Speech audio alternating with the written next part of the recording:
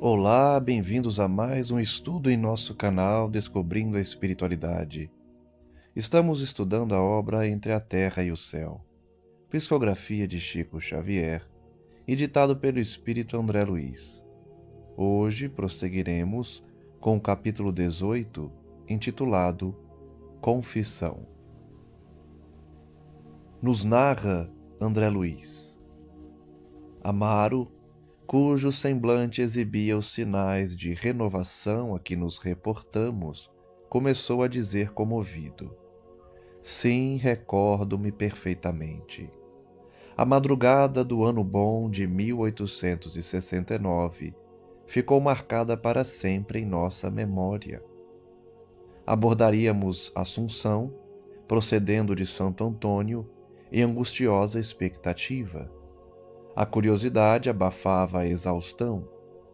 Lembro-me de que, antecedendo-se ao desembarque, Esteves procurou-nos, solicitando-nos o concurso fraterno para a solução de um problema que reputava importante para o futuro que o aguardava. Éramos 3 amigos inseparáveis na caserna e achávamo-nos os 3 juntos. Ele, Júlio e eu. Na incerteza das ocorrências que nos esperavam, pedia-nos, na hipótese de perecer em combate, notificar sua morte à jovem Lina Flores, que conhecera dias antes em Vilheta. Referiu-se entusiástico ao amor que os ligava e aos projetos que formavam, considerando o porvir. Relembrando um pouco da história dos personagens que estamos analisando, vamos relembrar que o drama vivido por eles é decorrente do passado e nesse momento eles estão se recordando do que fizeram. Nós já sabemos que eles tiveram uma história trágica de traições, de abandono, de assassinatos. E agora os espíritos se enfrentam em novas reencarnações e no plano espiritual para perdoarem-se e para enfrentarem as próprias culpas a fim de despertarem e curarem. Estamos acompanhando as reminiscências de Amaro, um dos personagens que vivenciou esse drama. E ele está contando ali à equipe de André Luiz, especialmente ao mentor de André Luiz Clarencio, sobre a sua lembrança mais forte diante do encontro do inimigo do passado. Ele então referia-se ao que ocorrera e certamente vai nos informar também na narrativa sobre o que sofreu pelas traições e pelas decisões que os demais tomaram. Estavam aguardando, portanto, um ato de guerra no Paraguai e os personagens acabaram se encontrando. Referia-se, então, a Esteves, que foi o principal adversário que acabou acarretando na tragédia. Referiu-se entusiástico ao amor que ligava Esteves a Lina Flores e aos projetos que formavam considerando o amanhã. Preocupados com a aflição do companheiro, reconfortamo-lo com palavras de compreensão e esperança, colocando-nos em guarda. A capital paraguaia, porém, revelava-se fatigada e desprevenida. Jamais olvidarei a gritaria dos nossos, triunfantes, vendo-se seguros sobre a presa, criando aflitivos problemas para as autoridades. Revejo ainda a fisionomia risonha de Esteves, quando se reconheceu são e salvo. Em breve, comunicávamos-nos o consórcio. Ninguém realmente podia casar-se em campanha, mas o enlace efetuou-se às ocultas, sob a bênção de um sacerdote e com a tolerância dos dirigentes da ocupação, atendendo-se à circunstância de que a noiva era uma pobre menina brasileira, desde muito aprisionada. Então vejam que a história revela ainda mais dramas, como o casamento clandestino dos libertadores que estavam ali ocupando o solo paraguaio de prisioneiros brasileiros, entre elas essa moça que acabou casando-se com Esteves. Amaro fez pequena pausa, recobrando energias, e continuou. Recordo-me de que Júlio e eu fomos em visita ao lar de Esteves pela primeira vez, em fevereiro do mesmo ano. Contudo, colocados à frente de Lina, ambos nos sentimos incompreensivelmente ligados àquela jovem, bela e simples, cuja presença exerceu de imediato sobre nós intraduzível atração. Guardei comigo a surpresa que me possuía, mas Júlio, impulsivo e irrequieto, veio a mim, extravasando o coração. A esposa de Esteves dominara-lhe a mente de súbito. Se pudesse haver chegado antes do companheiro, acentuava enamorado, não lhe cederia o lugar. Sustentava a impressão de que Lina já lhe havia surgido em sonhos, e desse modo, várias vezes repetiu confidências que me tocavam as fibras mais íntimas. Notando-lhe o estado da alma e reconhecendo o direito de Esteves sobre a mulher que desposara, tentei retrair-me. Calquei o sentimento e procurei o ouvido necessário. A paixão de Júlio era demasiado forte para resignar-se. Insinuou-se à recém-casada, cobriu-a de gentilezas, e provavelmente, quem sabe, nas vicissitudes da guerra, e quase criança para guardar-se, como era preciso nas responsabilidades do casamento, Lina envolveu-se nas atenções do rapaz, fazendo-lhe concessões. Vejam o risco, das tentações, vejam o que acontece quando a gente não vigia e acaba cedendo a situações que não são dignas, que atentam contra os nossos deveres, sejam eles quais forem. Recordo-me do dia em que Esteves me procurou desolado, comentando o golpe que recebera. Chorou debruçado nos meus ombros, desejava desaparecer, aniquilar-se. Fiz-lhe observar, porém, a inoportunidade de qualquer violência. Enfermeiro bem conceituado e protegido do conselheiro Silva Paranhos, nosso embaixador em missão extraordinária, junto às repúblicas do Prata, não seria difícil a retirada de Assunção. Assim aconteceu. Esteves afastou-se, primeiramente rio abaixo, na direção de Vileta, de onde havia trazido a esposa, e onde se achavam retardados alguns camaradas enfermos, aos quais prestaria assistência. Nada mais soube dele, a não ser que havia morrido misteriosamente em Piraju. Então vejam que Amaro está contando a versão dele, demonstrando que conheceu o caso. A traição pelo amante Júlio, da sua esposa Lina, o abandono e a fuga dele diante da dor que sofrera. Evidenciando enorme padecimento moral diante daquelas evocações, Silva estremeceu e, aproveitando o intervalo que se fizera, bradou agoniado: "E a tua participação no infortúnio de minha casa? Quem me convencerá de que também não te achavas de parceria com Júlio na destruição de minha felicidade? Infames!" Então vejam que o espírito traído, o agora Silva, não acredita na versão de Amaro de que ele não teve participação na traição. Até agora, a informação que temos é que Júlio agiu sozinho e Amaro certamente não participou pela forma que ele se comporta desde o início da narrativa, Amaro não tem ódio, Amaro não sente essa raiva, essa cólera que a gente vê nos demais personagens. Provavelmente Amaro não teve participação direta nessa traição, mas vejamos. Clarencio, afetuoso, acomodou o enfermeiro irritado, recomendando-lhe esperar a narração até o fim. Amaro não perdera a calma. Assinalou a objurgatória do adversário, fixando triste sorriso, e continuou: "Sim, minha confissão deve ser exata e completa. Entendendo que Lina e Júlio se haviam ajustado para a vida comum, tentei distanciar-me. Temia por mim mesmo. Lina, no entanto, como que me registrava inclinação e manifesta, deitava-me olhares que me acordavam simultaneamente para a alegria e para a dor. Queria aproximar-me e fugir dela ao mesmo tempo. A princípio tentei evitá-la, contudo o afastamento do Marquês de Caxias deixava as tropas com larga provisão de tempo para diversões. Instado talvez pela companheira, Júlio constrangia-me a frequentar-lhe a casa. O jogo alegre e o chá saboroso reuniam-se-nos os três noite a noite. Amedrontado ante o sentimento que a moça despertava em meu coração, não somente porque não devia perturbar-lhe a harmonia doméstica, mas também porque possuía uma noiva no Brasil, busquei isolar-me de novo.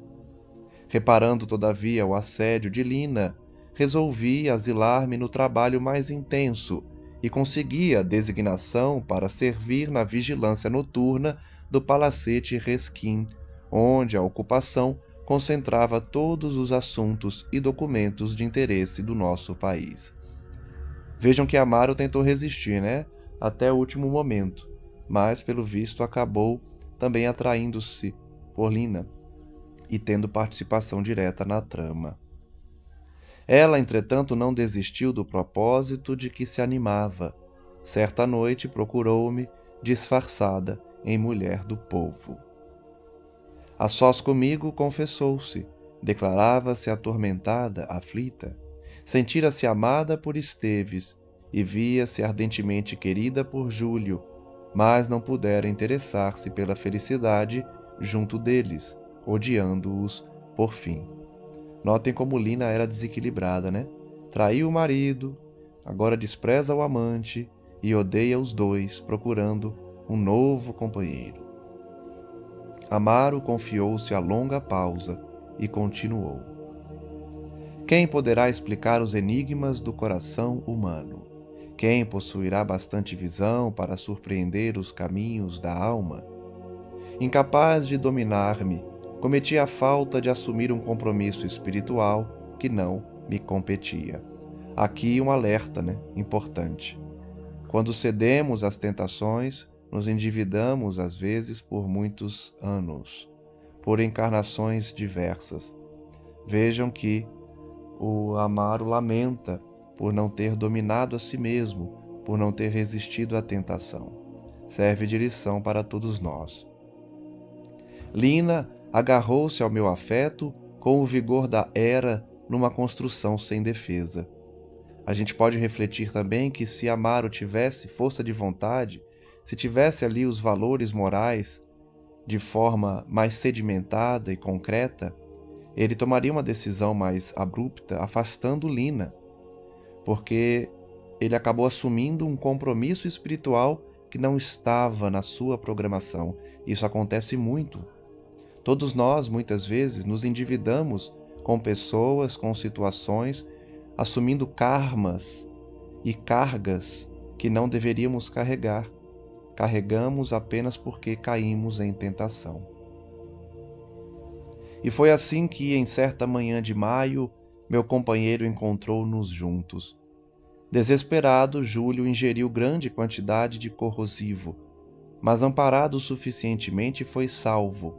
Debalde, porém, submeteu-se ao tratamento na caserna.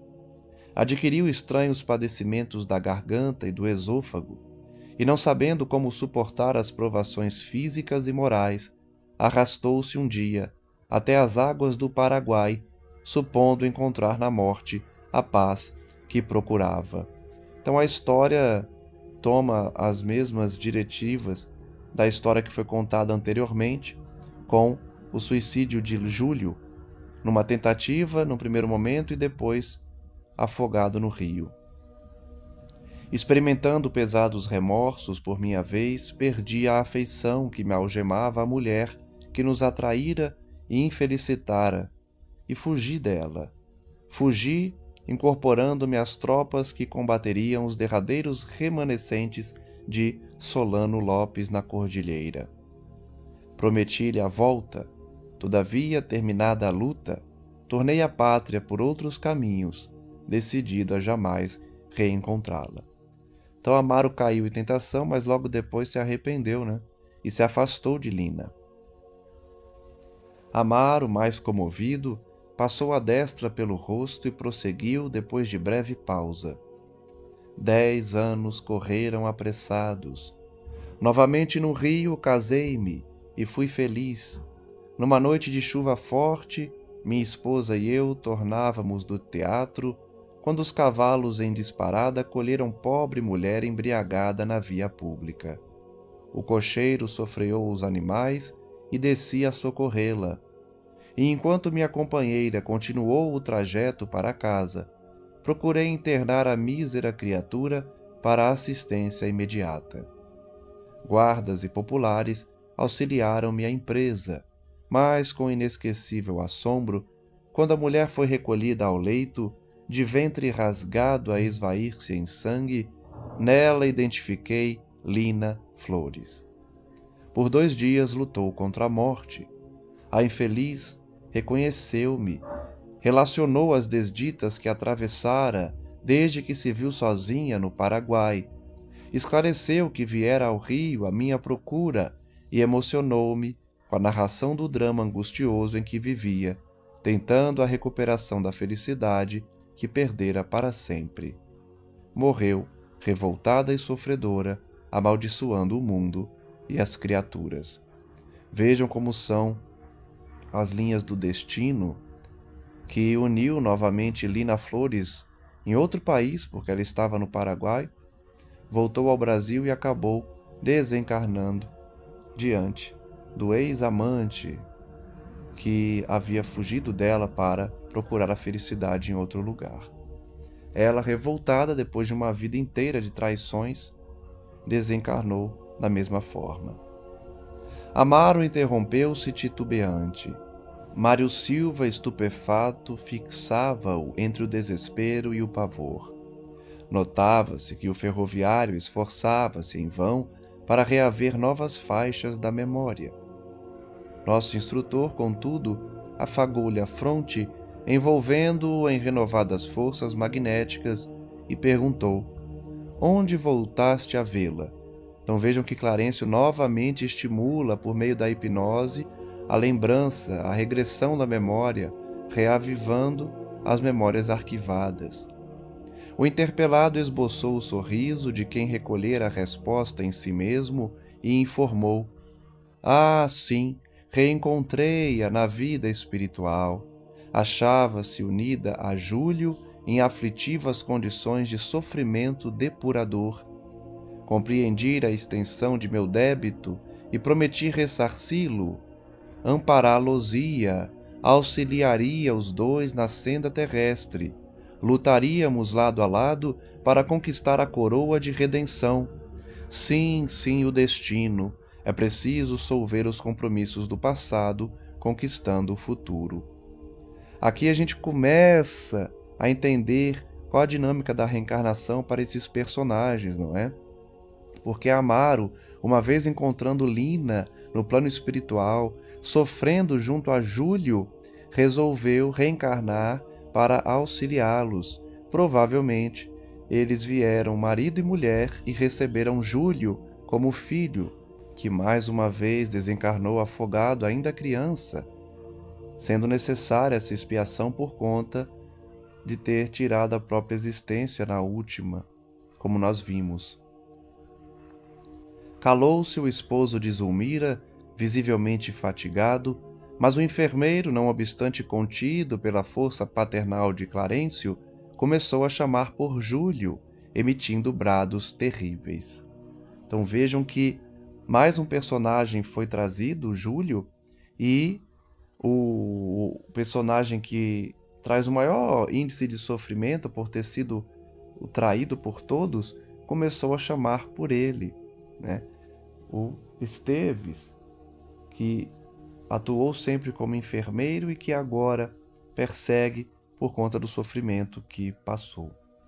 Vamos ver então, certamente, a aproximação de Júlio, que expiou ainda na infância o que decidiu cometer na outra existência e que agora nos deixa curiosos para vermos como ele se apresentará. Veremos então no próximo estudo, no capítulo 19, como será a aproximação de Júlio, para enfrentar os personagens do passado. Ele que foi o primeiro a trair o Esteves com a Lina. Ele que foi o primeiro a cair nas malhas da tentação quando Lina decidiu trair o seu esposo.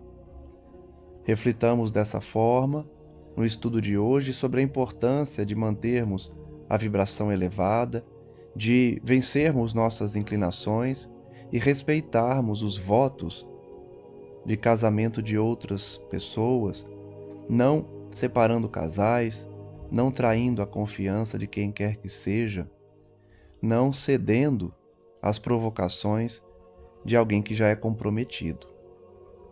Esse capítulo nos serve de lição porque nós aprendemos com Amaro que ele acabou atraindo uma expiação que não estava programada e que foi decorrente exclusivamente da sua queda moral. Por não o vigiar, por não ouvir seu mentor e a sua própria consciência, acabou cedendo às tentações e traindo o seu amigo, piorando a sua situação e também a situação daqueles que estavam envolvidos já no drama. Escutemos os conselhos dos amigos, aprendamos com as obras espíritas para que não cometamos os mesmos erros, para que não atraiamos para as nossas vidas compromissos que não estão programados e que muitas vezes levam centenas de anos para serem resolvidos. Saibamos assim enfrentar as problemáticas, enfrentar as necessidades, de forma a aplicar o que aprendemos na doutrina, o que aprendemos com os amigos espirituais e com as leis que estão inscritas em nossa consciência. Agradeço a todos que nos acompanham os estudos e rogamos ao nosso Pai Maior e a Cristo Jesus, nosso irmão, que nos abençoe, para que continuemos a aprender com as obras espíritas, para que continuemos a refletir sobre as lições dos amigos espirituais, a fim de saldarmos dívidas do passado e realizarmos toda a conduta nessa existência a fim de calcarmos uma caminhada de luz e de flores, colhendo apenas felicidades. Muito obrigado mais uma vez, especialmente às equipes espirituais responsáveis pela divulgação da doutrina espírita, e que nós possamos a cada dia estudar e refletir, colocando em prática tudo aquilo que aprendemos, tudo aquilo que debatemos e conversamos, a fim de atrairmos os bons espíritos e tomarmos boas decisões nas nossas existências. Que a paz do nosso mestre amigo Jesus Cristo abençoe a todos e possa envolver aqueles que ainda não despertaram, para que continuem na sua trajetória procurando a mão do divino amigo, do nosso mestre, daquele que veio em carne e osso para dar o exemplo e nos trazer as lições tão necessárias à nossa evolução.